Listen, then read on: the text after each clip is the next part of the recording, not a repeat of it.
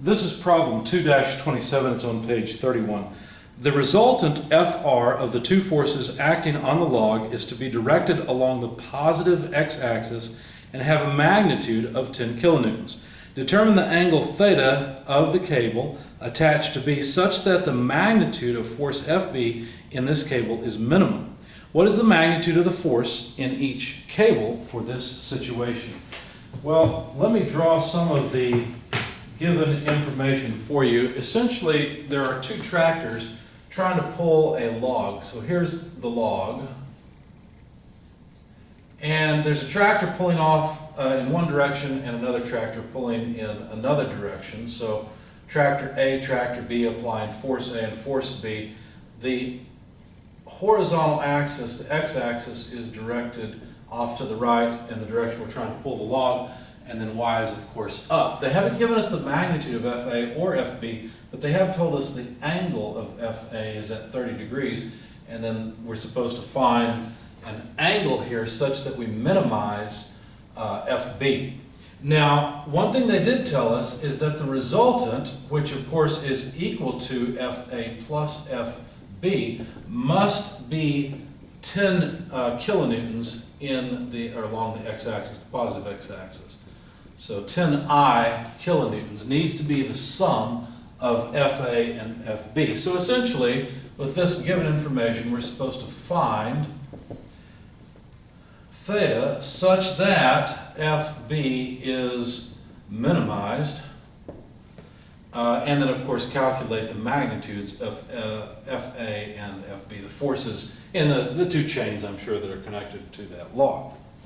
All right, so let's start off with the idea that the resultant force is just the sum of FA and FB. Let's see where that leads us. So if we were to write the components of FA, what would it look like? Well, let's see, we've got a 30-degree angle. Don't know the magnitude yet of FA, but that's okay, I'll just plug it in here.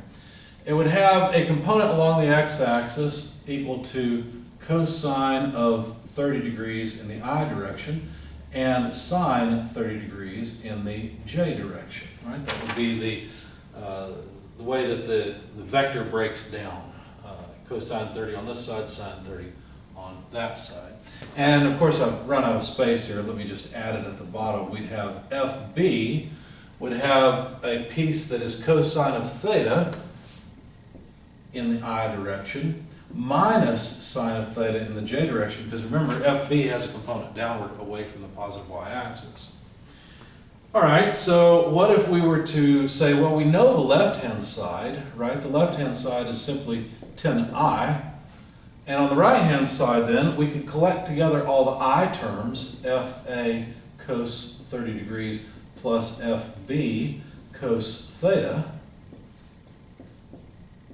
and collect together the j terms, FA sine 30 degrees plus, well, I guess it'd be minus FB sine theta, and these are in the j direction. Okay. So these are the unit vectors, so that's an I, let's try a j. Now notice we could break this up into x and y component equations. Really, when we've got a vector equation like this in two dimensions, that's really two equations for the price of one. The x component says that 10 on this side is equal to this factor on the right-hand side, FA cos 30 degrees plus FB cos theta. I'm going to call this equation 1. We can also extract the y component equation, which says that 0, because there's no j's on this side, so 0 equals FA sine of 30 degrees minus FB sine of theta. And so I could rearrange this to write FA in terms of FB. So if you think about it, you just pull this to the other side, right? And then divide through by sine of 30. So that would be FB sine theta divided by sine 30 degrees. And let me call this equation number 2. If I put equations 1 and 2 together, then what I could do is substitute into equation 1 FA to eliminate FA. I'm not really interested in FA, right? I'm interested in minimizing FB. So let's get rid of FA. So 10 equals FA, but I'm going to write FB sine theta over sine 30 degrees. That takes care of FA. Cosine 30 degrees plus FB cos theta, finishing off the equation. Well, I can further simplify this by saying that this is 10 equals, notice we could factor out FB multiplied by, and let me put these two together since they're both 30 degrees. So cosine 30 degrees over sine 30 degrees times sine of theta plus cosine of theta. Now this is just a number, but another way to represent this would be as FB, let me write sine theta divided by the tangent of 30 degrees. Because sine over cosine is tangent, and I've got cosine over sine, so it's just tangent in the denominator.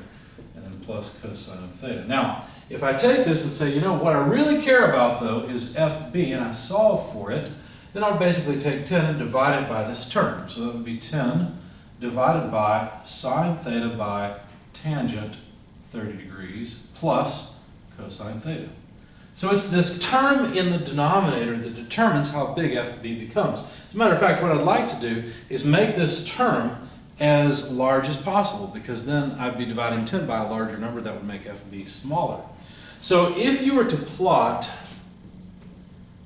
the angle theta versus this term, which this term is of course just sine theta over tan 30 degrees plus cosine theta on the vertical axis, what you find is something that looks about like this.